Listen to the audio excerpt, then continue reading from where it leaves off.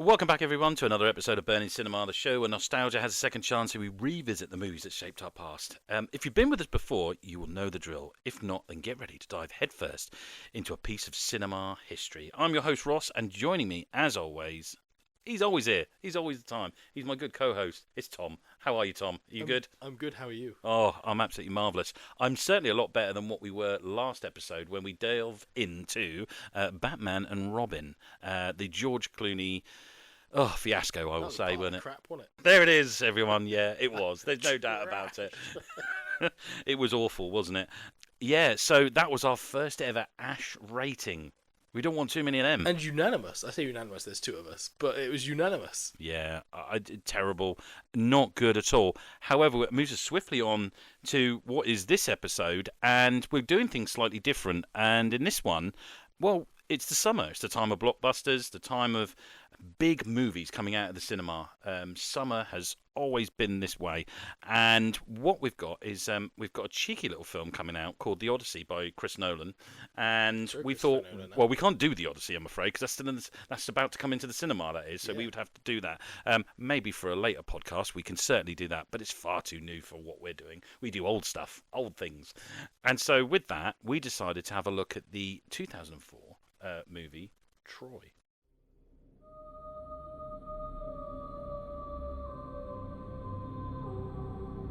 Nearly 3,000 years ago, the passion for one woman ignited the greatest battle ever fought, for love. I want her back. Will you go to war with me, brother? We're sending the largest fleet that ever sailed. We need the greatest warrior. Achilles can't be controlled. Be careful, King of Kings. First, you need victory. I won't ask you to fight my war. You already have. No son of Troy will ever submit to a foreign ruler. Then every son of Troy shall die. We will be together in this world or the next. Immortality! Yeah, the film Troy, and like I said before, this is not a remake. It's based on Homer's Odyssey, isn't it? I think that's the original. Yes, all coming from various sources of Greek mythology. Yeah, and this is where I'm probably going to come unstuck a little bit, because as quoted from Danny DeVito in the Disney film Hercules, too many isses, I think, throughout all this is going to certainly complicate things a little bit. So I might leave you, Tom, to do the naming. I'll try and do the names. I was practicing and I'm struggling with some of them. Yeah, this film comes. I mean, this is probably the first time I've watched it all the way through. It's a film that would have landed many years ago, and I would have only probably watched bits of it, not really seen it all the way through. I think as a kid, also I liked films, but I was also really into history. I still like history, and it was one of those where I used to watch it quite a lot because it was, all the Greek characters and, big massive battles. It was stuff, a young kid would enjoy. Yeah, it certainly is that as well. Directed by Wolfgang Petersen. Oh God! I mean, Wolfgang's not that bad, is he? Coughing. I'm joking on my spit. Carry on. I mean, before his films that he did were sort of relatively lower sort of key, weren't they, as such? But it's interesting. So, did you know? Apparently, Wolfgang Petersen was actually offered to direct Gladiator. Wow! But he turned it down. And because he regretted that decision so much, because we all saw what a massive film and hit Gladiator turned out to be, he decided to take this one on as a way of sort of making up for his regret, being that sort of big, ancient people's epic style film. So anyway, he brings this to the table anyway.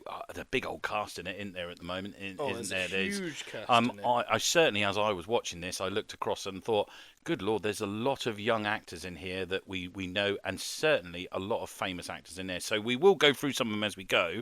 And I think on that note, there's nothing else really left to say on that side of the history. I'd say, shall we have a deep dive? Let's do it.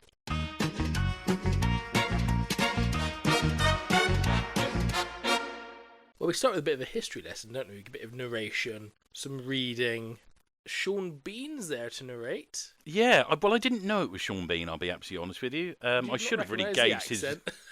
I should have gauged that Yorkshire accent that was Is it being. because he wasn't calling everyone a bastard? I didn't really pick up on that. I was too busy reading. There was some text at the beginning. I got to be honest with you. I'm terrible at my history. I'm very unique. I only like certain bits of history that I want to understand. But certainly Greek history. I'm not really. I'm a little bit confused, really. But there was a lot of text that was on the screen. I got the gist of it. There was basically a war going on, wasn't there? And King Agamemnon. Well done. I'm going to call him King Aga from now on. He's essentially taken over Greece, isn't he? He's going to war with everyone, and he's sort of absorbing them into his army. And Troy is its own sort of element that is standing alone, and not really at this point part of the fight. And it is, and we certainly, I will say straight off, and let's talk about the filming of this. We see two massive armies, don't we, meeting each other to start with on a big plain of desert-y kind of island. Yes. And I get the gist. Even if you don't know who anybody else is, you can get that there's something going on here between two parties, and two countries. Maybe you've got Troy and you've got the Spartans. Am I right? And so this opening battle is between essentially the Greek army under King Aga and the last remaining unconquered Greek kingdom of Thessaly. Wow. And they have an interesting thing where they decide that they're a bit tired of war, so they're going to just let their two best warriors fight it one-on-one, and whoever wins the war. When you see them turn up or whatever happened, I'm sure the director wanted it bigger. So if somebody said, we'll have 20 people standing there at a door, he goes, I want 40, because that seems to be the theme on here, that let's do an army. Yeah, how many are there? 1,800 soldiers. Yeah, I want 6,500. I do, and then double it.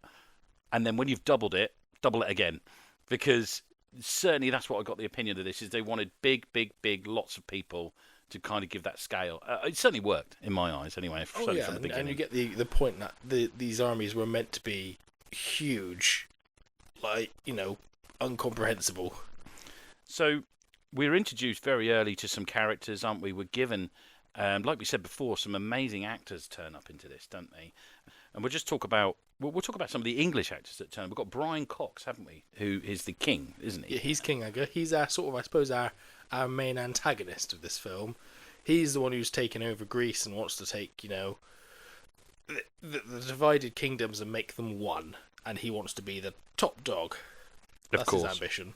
And you mentioned that they're going to, these two armies have decided they've kind of had enough of fighting and they didn't want to lose any more lives, so they decided to pit their best warrior against their other best warrior. So we've got two warriors going against each other, and one side picks out what is the largest man you've ever seen, isn't it? A big old unit. Nathan Jones, I think, is the actor. He plays Boagrius, who's the warrior. Right. And I think he's made a career out of being an absolute mountain of a man. Just a large man, and it coming out, yeah. But you won't necessarily know his name, unfortunately, but he's been in a lot of big hitters. He looked familiar. You will recognise him. Most people would have seen him at some point and just turning up and going, that man is huge.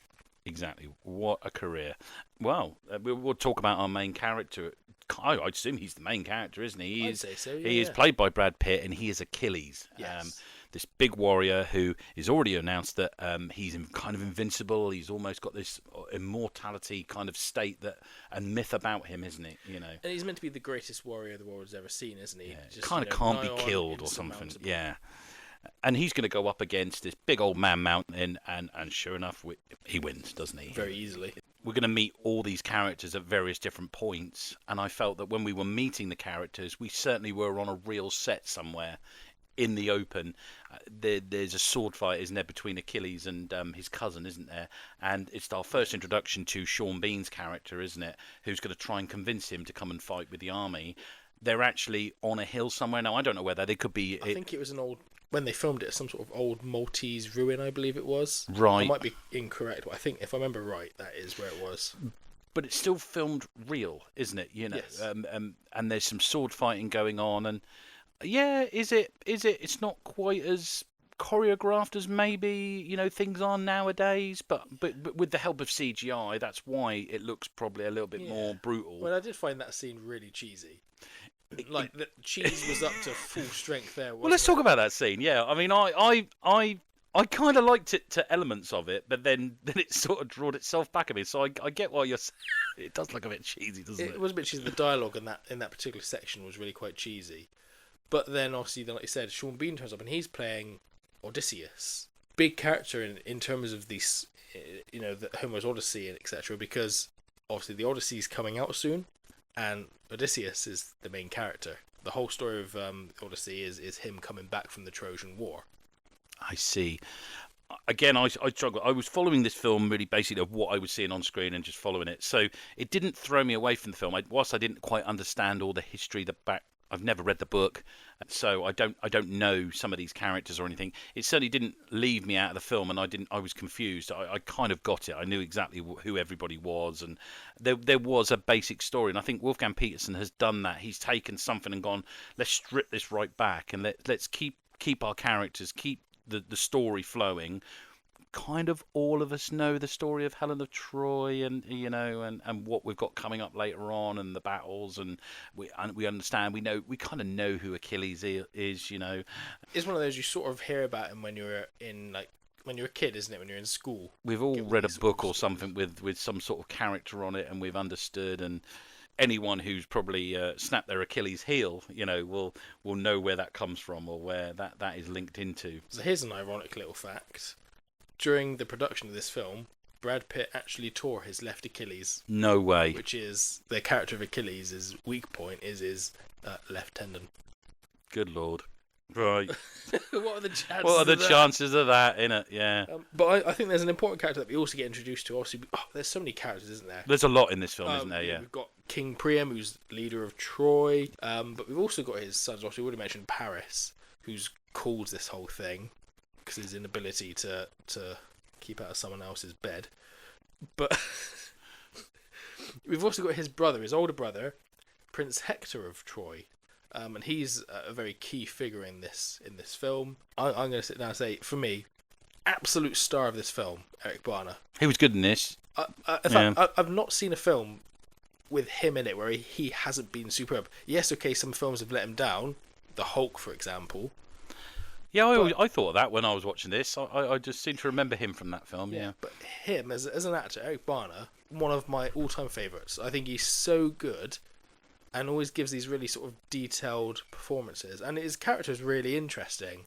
Having watched the whole film, I look back at it when he's clearly the good guy, but he also seems to be the only person in this film who's actually genuinely really intelligent and thoughtful. Yeah, he comes across, certainly you're more empathetic towards him, isn't he? He's playing that he's kind of the good guy in this. He's trying his best. When Orlando Bloom's character is fighting and he's coming off worse, Orlando Bloom's on the floor. If people remember the film, he's lying on the floor and he's grabbing Eric Bana's leg, and he's kind of pleading with him, and you can see the frustration of the Eric Bana's character. He's trapped between honor, doing things for his family, and defending his kingdom. He's kind of like, well, what one do I do? And I've got a family that I need to look after. And the whole city that he's responsible for. Yeah. He's the only person who sort of sits there and he tries to put everybody first, doesn't he? He tries to put the welfare and people living. And he just plays it really well. He does a really lovely job in this film. And anything that he's in, I'd watch because he is top class. So we mentioned a couple of, like we said, lots of characters, lots of big names in this. We mentioned Sean Bean in it. I mean, well done, Sean Bean, for trying to put a cap on that Yorkshire accent. I mean, he's trying his best, isn't he? He really is, bless him. Now you have this one watching over you, eh? Learning from Achilles himself. Kings would kill for the honor. Are you here at Agamemnon's bidding? We need to talk. But it isn't a film where accents and certainly diversity. There's certainly I don't think there's any Greek actors in this at all. I certainly didn't see anyone who from Greek origin or anything like that was in this. There might have been a few, I don't know, but certainly we've got some big stars, haven't we? Playing it's mostly British actors, isn't it? Yeah, and there's a lot of really big names in this film, and they're all. I mean, this is it's all part of it, isn't it? It's all an epic. But also we're here to see, whilst the film may have been an epic, is it epic? So we've got our first bit of a fight scene, really, in terms of between Troy and the Greeks, don't we? This is when the Greeks have landed on the beach, They've arrived, and everyone in Troy is looking out at this massive fleet of ships going, oh, this is bad. I mean, I'm not by any means a military tactician from the ages, but I look at some of this and go, yeah, I mean, obviously I know it's a film, but the tactics in this film are abysmal. Like, they've got these hundreds, if not thousands, of ships turning towards them. They've got, like a couple of hundred men on the beach with some sticks that Yeah. They put some pointy sticks in the Pointy sand, sticks. Yeah. but they're like 5 feet from each other, so you just walk through around them. Yeah. I mean, is that for the horses? Or, I mean, they didn't have any horses, did No. they? So, or is it, I mean, that would be great for a tank. But it's just wood in sand, isn't it? Yeah, Just- and you like just you go say, to they it can just just like- go, I'll just walk around that. Or just I'll pull it out. Yeah, I'll just, There we go. careful, mate, you cut yourself on that. But yeah, it's a weird strategy, and they sort of abandon the high ground to run down the hill to fight them. And also, do you notice, like, when because Achilles lands first, doesn't he? His ship is quite far ahead of the others. Him and his warriors land first, and all the archers then on the beach can only focus on that one ship, and they hit like maybe 5 of them. But then later on in the film, the Trojans are speaking, saying, yeah, we've got the finest archers in the world. Not that good, mate. Not that good. Only 50 of them landed on the beach, and they still couldn't beat them. They should have had them all when they were still on the boat. Terrible. Terrible archery. Terrible. But talking about some of the clashes, there's some great shots, I think, in this. Certainly when they both go head to head with each other. I mean, it happens quite a lot, don't we? We have a lot of what I call head-to-head chaos. We're not shying from this film at all. We're not building it up to one big battle at the very end because, like I said before, it doesn't hang around. And before we know it, we're on the beach and we're clashing already, aren't we? Brad Pitt's character Achilles is leading a small tribe up the beach to try and take it on. Then we get big clashes. We get more fighting, and then it seems to be not very long before we get another big clash, if you know what I mean. That feels like it would be at the end of the film. But yeah, there's multiple fights throughout this at various different points. But I'm going to sit here and say, I don't think this film does a very good job at showing Achilles as a great warrior. Apart from the fight with Hector, you look at him fighting all the extras and the stuntmen and that sort of thing, when you're watching it, you sort of go through, you're just cutting through them. And I was watching it going, I don't know if he's just really good or if it's the rest of the soldiers, like, first day on the job, like they've never picked up a sword or a shield before. Because he just turns up and runs up to one, kills him, runs up to the next one, kills him. One of them gets a brief block-in with a shield and then he kills them. It's like, I'd like to think some of these guys might be mildly competent at that job, and okay, yeah, he's the greatest warrior, so they would die. Might be able to get like a few blocks in, like a little bit of a fight, and then he kills them. But he just walks through them like it's just a lawnmower cutting grass, and I don't think that makes him. I think it gets it wrong. I don't think it makes him look like a great warrior. I think all it does is make him look like he's the only one who can fight, and the rest are just people who've never done this before in their life. There's certainly one thing I will see for it. I mean, we'll round this up at the end as such, but certainly I found that there is a very grey area of who is our protagonist, who's our antagonist, who are the bad guys, who are the good guys, Yeah, there's an interesting bit to that, because I think Hector is categorically the good guy in this film. I think we established that later, but at the time, he's with Peter O'Toole, who's his father, the king, and you've also got as well, like, Orlando Bloom, who, let's not forget, he's stolen someone's wife. Yeah, he's the cause of all this. He certainly is. Priam I find to not be a very good king, because he's not a very good listener, is he? No. In this film. He doesn't listen to Hector, who's clearly an excellent military tactician and very experienced and one of the people. But Priam relies too much on the signs of the gods, on the ground knowledge, doesn't he? Aga is clearly the bad guy in this. We've established that. But then you've got Odysseus, who is fighting for King Aga, but the way he's presented, he's sort of a friend of Achilles. You don't see him because he doesn't want to be there. He doesn't want to be there, really. He's just there because he knows he's got to sometimes serve to be a good ruler and lead his people. Achilles is technically fighting for the invading force, isn't he? And he's just he's killing all these people. Obviously, I know people in war, they fight. But then he has his men go and just kill the priests in the temple. Well, that's not the sign of a good guy just going and killing a load of innocent priests. Who am I actually meant to be rooting for? Yeah, it's an odd one, isn't it, really? I mean, I struggled, I did, because one minute I was warming to sort of Brad Pitt's character, Achilles, you know, and certainly when he's got that woman hostage, you sort of think, oh, right, okay, I get it. He's, you know, deep down inside, he's this warrior. He's kind of arrogant and quite, you know, sort of, which you would be if you were him. But then at some point, you sort of go, oh, right, we see a little side to him that he's actually quite a nice man. And he doesn't believe in war too much, you know, even though he fights it. Yeah, so obviously he's got a captive, which is like the cousin of Hector, Briseis, played by Rose Byrne, which I think, I mean, it might be part of the Odyssey. I've never actually read Homer's Odyssey and know much about it. I'm going to say this whole backstory was unnecessary for the film. Yeah, it didn't. There's a lot of filler scenes and the whole stuff. No discredit to the actors. The acting is fine, but it just... It's a little side plot that we don't necessarily need, I think. It makes this film longer than it needs to be.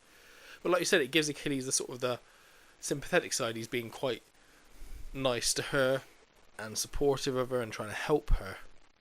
But I also think it was a weird way of playing Achilles, because essentially he's got, signs of PTSD, hasn't he? Yeah, it's odd. I mean, we'll stay on Achilles, because I found he was bouncing backwards and forwards, certainly... in all levels, whether he was a good guy, whether he was a bad guy, whether he was a good actor or not a bad actor. One minute Brad Pitt was bringing it to the table, the next minute he wasn't. And I wrote down, honey, I said there's a really quality quote, which he's on the boat and he points, I think it was probably used for the trailer, and he said...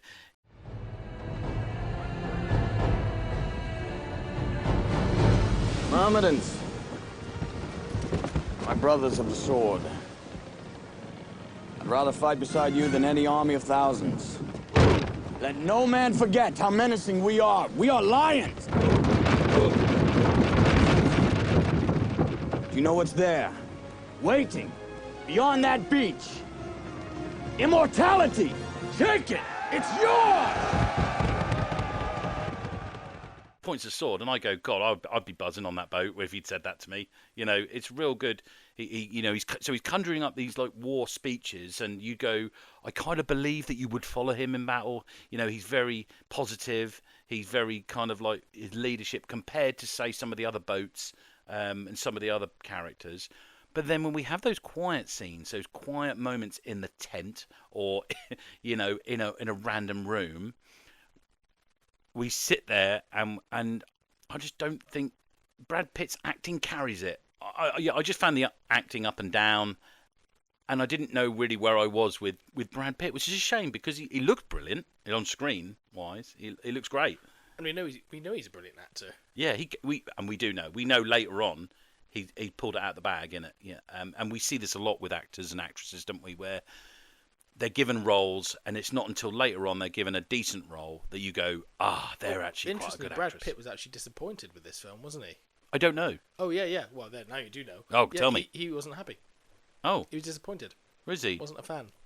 Do you know what? I think I would be as well. I think it's mainly how the characters are portrayed. I don't know, again, someone might quote me and say, well, Ross, the actual, Homer's Odyssey is like, that's how it's written. They were probably trying to keep too close to the book. But at the same time, Wolfgang Petersen, I know, was criticised for taking it too far away. But then equally, I think it was meant to be inspired by, but not an actual retelling. Right. Yeah. So I think that's sort of what it is. Which is fine. I'm happy that because I want to be entertained at the same time. I don't want to be bored to death. There's got to be a line because sometimes the actual history doesn't translate quite so well into a film of entertainment, does it? So you've got to take those creative liberties. The beach has been taken. The Greeks have landed. We get to the bit there where we have our next major clash, don't we? And this is where Paris has challenged Menelaus, who is Helen's actual husband, to a fight. This is Paris's idea that if he wins, he gets to keep Helen and then the war's over. And if not, Menelaus gets to keep Helen and the war's over. Obviously, King Agger doesn't see it that way. He's going to fight them regardless. Menelaus, played by Brendan Gleeson. Brendan Gleeson, what an actor! Phenomenal actor. As soon as I saw him turn up, I was like, oh, he's good. Gonna be good, yeah. He'll be bringing it to the table. And he does. Even though this role ended up being much shorter than expected, because whilst he does quite easily defeat Paris is not a good swordsman. Paris calls over to Hector, and Hector, torn between, the honour of the fight and his brother, chooses his brother and stabs Menelaus. So this causes. I quite liked all this bit because it threw it into turmoil, didn't it? It whilst we were all talking about honour, and we've now got Eric Bana's character defending his brother, like you said, and he's now killed him. So now we've like, and of course Brian Cox as the king, doesn't it? Said, well, there you go. You've kind of forfeited your. We're coming for you. They've broken the agreement, so now we're going to go and fight. And we have another big clash. A huge clash. I did like there was an amazing shot. There was, I don't know if you remember, where you've got the both armies running towards each other, and just before they hit each other, you've got this like gliding shot going over the top between the bit, and I think I worked it out. I think some of it is real, and some of it is special effects towards the end, but they cut away from it, I think, and I could see. The only bit of the film I rocked back a bit, only because I was slightly interested of, like, how do they do that? I'm sure I could have just looked up on a YouTube video and it probably would have explained to me, but I went the long way round. And I just analysed it, and I could see, I go, well, yeah, they're definitely at the beginning of that clash. There is clearly like 100 people or 50 people on either side going into each other. But as the camera sweeps and goes, it's almost like the next bit is they try and repeat the pattern and then make it. But I still thought, guys, that's a cool shot. That's really cool. Now, some people might argue and go, but it's not grounded enough because they didn't have aeroplanes and didn't have, so seeing things from above. That was always a little bit of a criticism of Ridley Scott's The Gladiator, which we mentioned a little bit earlier on, didn't we? Is that you get these aerial shots of Rome, and some people don't like that because they go, well, nobody would have seen an aerial shot of Rome because nobody had access to. And do you get what I mean? Yeah. They don't like the director using aerial shots because they want everything to look from the person's point of view because that's how they would have seen it, And until they go up on a mountain and look down, that's when you get an aerial shot. I think, come on, it's a film. It's a film, mate. At the end of the day, innit? And like, I want to be wowed, don't I? And I want to, and it certainly worked for me. I went, that's kind of cool. All the way in 2026, I'm watching it, and I go, that's kind of cool. It's cool.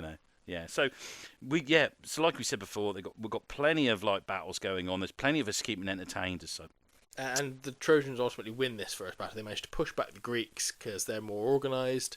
The Greeks are a bit of a rabble and well within range of the archery, so they can push them back. Which means then they decide to go on a bit of a counter-attack, don't they? Like overnight, they decide to do a bit of a. Well, initially they sneak up on them, don't they? Is this the flaming hay bale? Yes, it is. So they're like, basically looks like one of them. Have you ever seen the documentary where like a dung beetle is pushing along a ball? People who are listening to this will straight away get my reference, right? There's been many a documentary, hasn't there, about like the dung beetle, and it's pushing this ball of dung around, and because the little beetle's pushing it around, it becomes like a nice round circle, doesn't it? Like a little ball. Yeah. And that's what it just reminded me of. Because I thought, oh, there's a big pile of dung or something. But it's not, is it? It's all part of the little plan, isn't it? That's quite a clever little plan. It is. And they sort of launch these flaming round hay bales into the Greek army. It scatters them. And then, for reasons unbeknownst to me, they then just stand there and wait. Yeah. And then eventually attack them. But this is a bit where then all of a sudden, because Achilles has been talking about leaving, hasn't he? He's no longer interested in this war. He does that classic thing where I don't want to be I'm going. I'm getting on the boat, I'm leaving. Yeah, and so he tells, his cousin and his men we're going to go. But then we see Achilles suddenly running into battle, don't we? He's changed his mind, and then he finds Hector. And so they have a fight, don't they? Oh, I didn't like this bit. You do like this bit? No, I don't like this bit. I didn't like this bit. How it was like everybody stopped fighting. Like one minute we've got like loads of people fighting. It's a school fight, isn't it? And then everybody gathered around like it was a school playground. Like fight. Just to watch these two fight, and it's filmed really weird. And I remember watching it as a kid going, there's something weird about this. Because we see Achilles, but we never see his face. You just see Achilles running up with his men and then they're fighting. You see Hector's face, and Hector ultimately cuts his throat, doesn't he? Does him a nasty gash across the throat. Takes his helmet off, and it's actually Achilles' cousin. Yeah. Who's dressed up as Achilles to play him because he wants to go into a fight. But he's not that good, evidently. Weirdly, though, I know they didn't want to show you his face, because obviously it needed to be a surprise that it wasn't Achilles, but it was actually Brad Pitt running up, doing the fighting. It was Brad Pitt, and they only changed the actor when the helmet came off. So they sort of, to convince you, yeah. I mean, they look quite alike each other, don't they? They're very in physique, and I mean, Brad Pitt's slightly more bigger build, but yeah, I get that. That's kind of misdirection. That's quite well, but I just didn't like. They just all gather around, don't they? And it's stop like fighting. They just fight, and then all the other guys just go, "Oh, we'll call it a day." And that's it's a little bit of an annoyance, really. I find of this that wouldn't happen at all.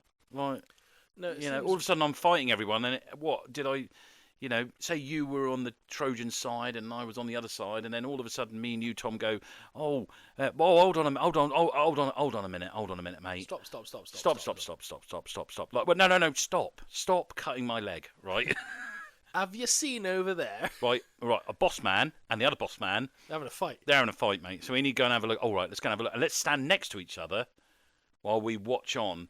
And then, incredibly, as the poor cousin has bought the farm and is now dead, and Eric Bana's, you could see, obviously, again, back to his acting stance, and like what you said, he didn't want to do it, did he? You can see that he's not happy with it. I think someone goes, I don't want to quote it, because I can't remember the quote, but they almost go, well, I think that's enough for today. Just call it, like we call it quits. Like, oh, everyone can just go, you go back to the beach, we'll go back to Troy, and we'll reconvene at a later date. Yeah, they will have a break. Which is a bit odd. And that comes with some sort of... Does that come with the 12 days of rest or something? Does it? A little bit later on. Is it right? That's a little bit later on. But obviously, naturally, Achilles is furious at this point because his cousin is dead. Yeah. And I think, again, you can see it with Eric Bana's acting. Hector knows he's in trouble. He knows that Achilles' cousin being killed by him is not going to bode well for him. But I think he just sort of knows that he seems to know he's not going to win, because he shows his wife the exit door, doesn't he? And ultimately, Achilles does go to Troy alone and challenges Hector to fight. Hector obviously agrees, doesn't he? And they have this really quite amazing, well choreographed fight. It's not bad, is it? Outside the gates, yeah. Again, you could sit there and go, why? Because Hector's like tells all the archers, because they all draw their bows, don't they? And he's like, no, I'll go and fight him. And it's like, nah, why would you not just have hundreds of archers just They're gonna get him. Yeah, you can't block him all. Just kill him. Just kill him. There you go. Solve the problem. We've killed you. You've killed your greatest warrior. Bring it on. Bring it on now. Now you've lost him. Now you've lost your, get out of jail for free card. Yeah. We're done. There you go. But there we go. He decides to go out and fight him. And did you know that Brad Pitt and Eric Bana performed this fight scene themselves without any stunt doubles? They did everything themselves, all choreographed, and they made a little deal for every accidental hit they might do to each other.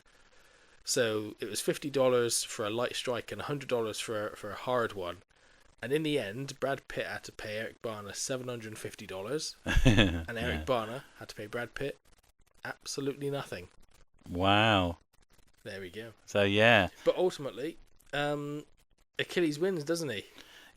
Doesn't do very well in this, and he's lassoed up, isn't he, and dragged away, because I think there's some kind of, we go back to the kind of honour and pact of two warring armies, that and you kind of get it, that Achilles is starting to be a bit of a dick, isn't he? Because he's not, he's gone, well, I'll tell you what I'll do, I'm going to take him away. Well, hold on a minute, you've killed him, so you could at least leave him with his family so they can bury him. And I think, am I right, that's mentioned maybe later or maybe before, that is about the honour. The honour is about, like, well, at least let us bury our dead. And and they do. In earlier battles, they send emissaries out to the Greeks to say, you can come and get your dead, so you can obviously, we say bury, but they burn them, don't they? Yeah. And do the funeral rites.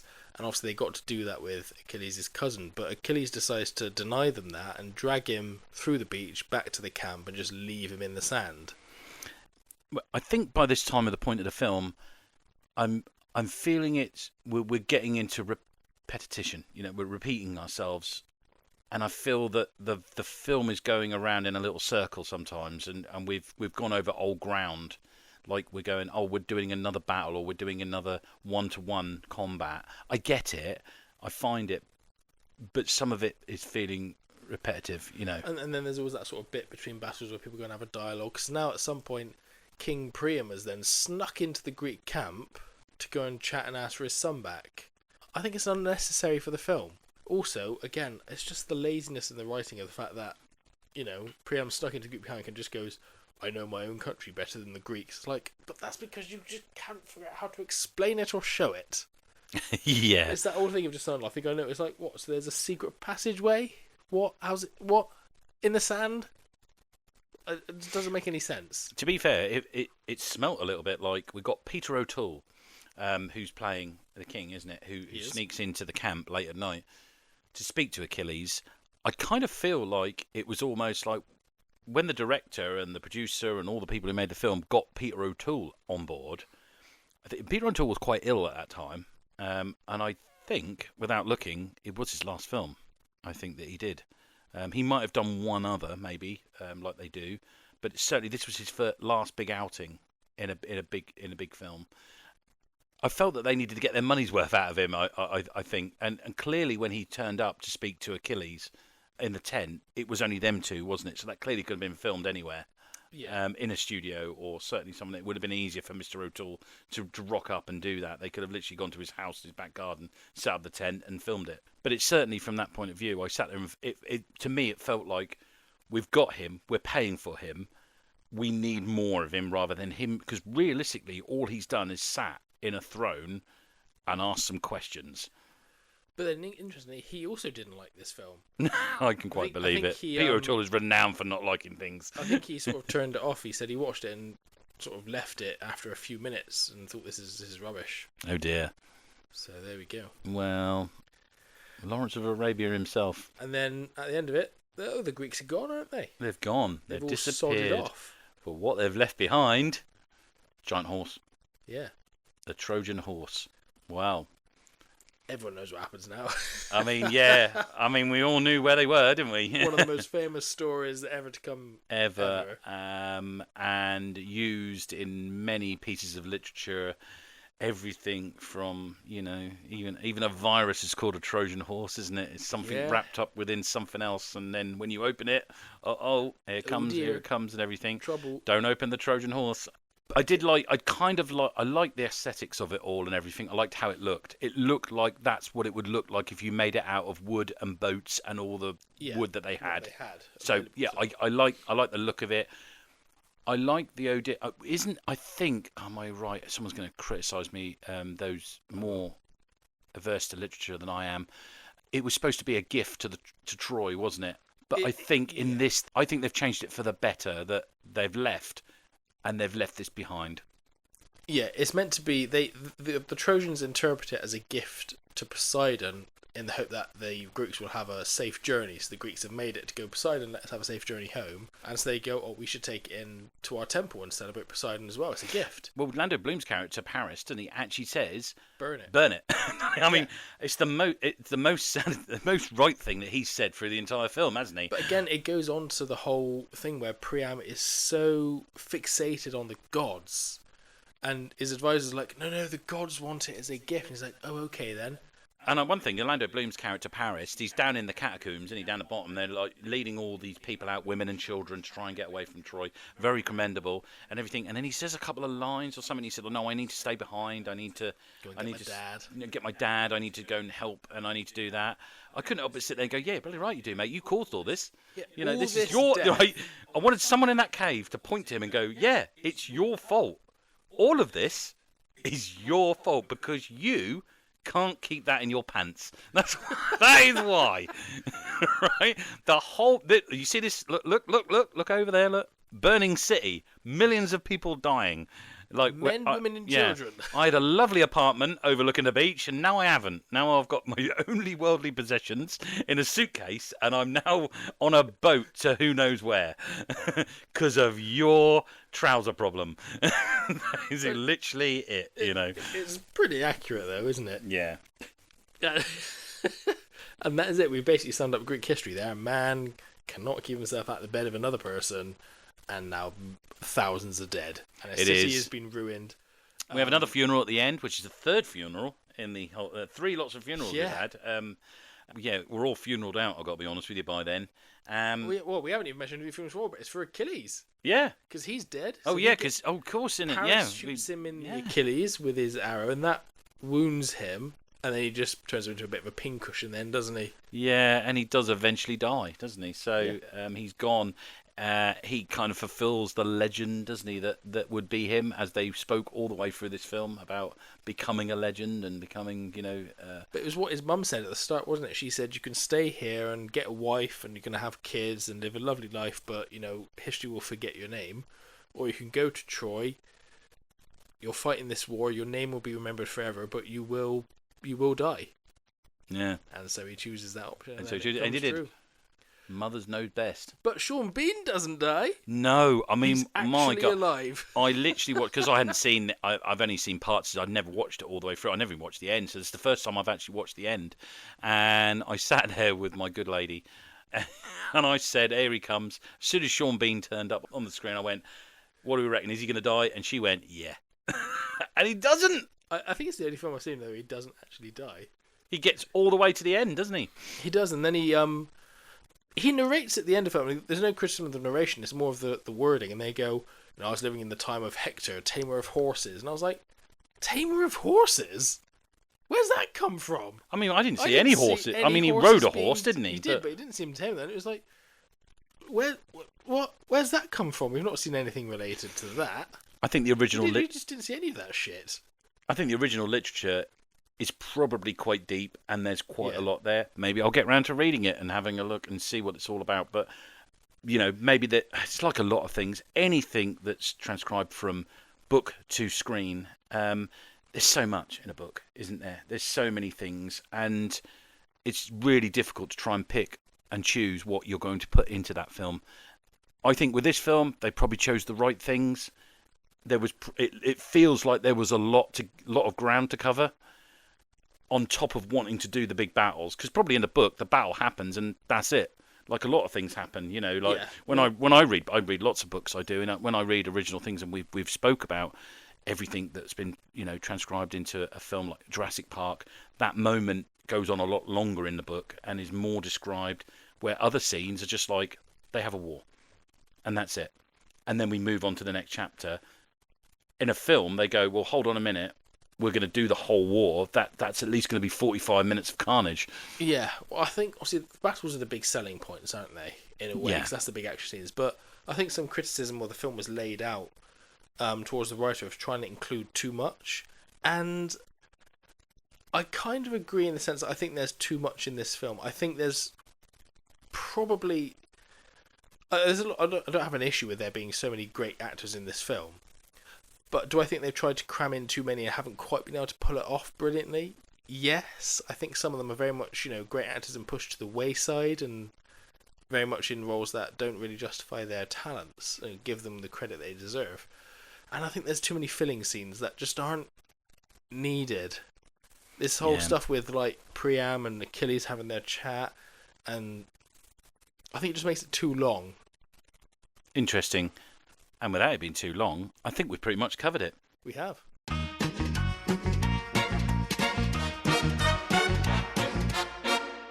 Oh, so that was Troy. Oh, I've got to say, certainly a more pleasant experience than our last episode, Batman and Robin. I certainly went into this with... Well, I was emptying the bins earlier. That was a more pleasant experience than watching that. I started laughing now. But yeah, I went into this. I was quite looking forward to go and have a look at this because, again, it just got lost over the years. I never got really to watch it, and that was it, really. Never went back, never got to watch it. Know of it, very aware of it, but just never went and got. So when we picked this for our Burning Cinema episode, I was quite excited, thinking, well, I'm quite interested to actually start from the beginning and watch this all the way through and enjoy it as a film. And I've got to say, I kind of did enjoy it. I did. There were elements in this that certainly I didn't feel that I'd had enough or wanted to turn it off. Yeah, there's some little bits, as we mentioned before, about Achilles. And I just don't think those scenes sometimes when he's on his own, I just don't think Brad Pitt can hold it. I don't think there's enough. Certainly when we see Brian Cox or something, you see the level of acting suddenly shifts up a gear. And when he's the king and when he's having a moment, I'm engaged and I want to listen to more. I think that's just an actor and just a script writing thing or something. It's no real discredit to Brad Pitt. He is a good actor, like we mentioned, didn't we? Yeah, I mean, well, let's go straight away. Tom, did you have something favourite or something that you liked in it? A favourite scene? There's a lot of scenes I do quite like in it. Obviously, I've got my sort of bias towards Eric Bana being, just captivating. In terms of, like, he just steals everything he's in this film. I think I really love the fight between him and Achilles. I think it's entertaining. You sort of know what's going to happen, but you're still on the edge of your seat 'cause you're sort of like, wait, when's it going to happen? When's this going to happen? I did really enjoy that bit, but I also enjoyed, weirdly, of all bits, the council bit. And obviously you don't like councils, as we well know. No, not a fan Jedi of council. Not your thing. But when Hector is trying to convince them, no, we need to do this. None of this God stuff. Listen to me. I actually know what I'm talking about. You lot are old fuddy-duds and past your time. You don't know what you're talking about. And it's just him versus all of them, and you can see, and he's just giving it his all. And I think that was actually quite a captivating performance and really quite enjoyable to watch, because I sat there being frustrated, like, listen to the man. He's the one who's out there fighting for it. You guys are just sat in a palace eating grapes, and he's there on the ground fighting and killing and being hurt. He knows what he's doing. He's the commander of your armies for a reason. Listen to him. Yeah. It drew me in. What about you? I struggle. I was kind of neutral through the whole film, really. I didn't, nothing really popped out at me. Yes, we spoke about the special effects. Yes, we spoke about the look of it and how it was. One thing I did sort of notice is I'll actually try and bag it all together, really, is the special effects and the realism and the real world shots, that were filmed on proper sets on the beach in some kind of Greek temple and things like that. The merge between that CGI and the real world, not jarring at all. Definitely doesn't take anything away, does it? I was expecting it to be a bit like, 1 minute we're seeing lots of CGI soldiers with big battles, and then we cut to a beach which was clearly a real beach. Yeah. And then when that, and you go, oh, that's clearly not connected to that. I think very well, a very good use of special effects, I think. Would I go back and watch it if it was on? Yeah, I probably would. Yeah, would I watch it whole? I don't know, probably maybe bits of it or something like that, but I certainly wouldn't turn it off. No, I wouldn't say it's a great film in terms of iconic top-level film. I'd say it's a very good film, and that's where I'm at with it. I would watch it again. I do like it. There's a lot to like in it. I think, they can, as a whole, generally be commended for a really good effort in that film. Awesome. Which comes on to towards the end of our podcast, which is what we always do, which is the official Flame rating, 1 to 5. And I'm going to go straight out there. I went for a nice steady 4. I'm going to go for a good solid 4 as well, because I think it doesn't quite hit that level. No. Of being absolutely iconic, but is so well put together. It's got a lot of the elements of being original, and it hasn't aged, is what I would say. It doesn't age. There's nothing in there that's what makes you go, whoa, how old is this? Yeah. Or that looks really bad. I didn't feel I was watching, what is it? How old's it now? When did it come out? It was 22 years old. 22 years old, yeah. So that's a long time in some people. To me, as an older person, to me that feels like yesterday. So, yeah. But to a lot of people, they go, "God, that's an old film." If they let's say Troy had never existed, and they put it out in cinemas tomorrow, and I went to see it, I would in no way be disappointed with the quality. No, No, not at all. Well, people and listeners, that was Troy. Certainly came off a lot better this week, and thank God it did, or whatever. It's restored my faith in cinema anyway just for a little bit longer. Which brings us on to what we're going to do next week. Now, because we're doing something a little bit different, this was very much linked into the Odyssey, which is coming out, as we mentioned, by Chris Nolan into the cinema. So we thought, what else can we do for this very short season of 2 episodes? What can we do that's also coming at cinema? And Steven Spielberg is bringing out what he does best, isn't he? Which is bring out a cheeky little sci-fi classic, isn't he? Which is called Disclosure Day. And what better, I thought, to go right back, way back to his original roots of science fiction and go Close Encounters of the Third Kind. Indianapolis, Aries 31 has traffic 2 o'clock, slightly above. Can you say aircraft type? Negative, Center. No distinct outline. Tell you the truth, the target is rather brilliant. Wait a second. He's heading right for my windshield. The traffic is approaching head-on. Ultra bright and really moving. And right by us, right now. That was really close. 31, do you wish to file a report of any kind of it?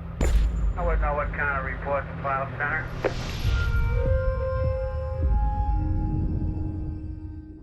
Well, that'll be coming up in 2 weeks' time, and we'll be continuing our kind of summer special blockbuster. We haven't really given it a name, have we yet? But it's a blockbuster special that we're doing, and we'll be having a good look and certainly a deep dive into that one.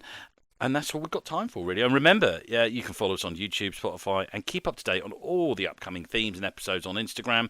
Follow the links, send us a comment, let us know what you think. And until next time, that's all we have time for. So goodbye from me. And it's goodbye from me.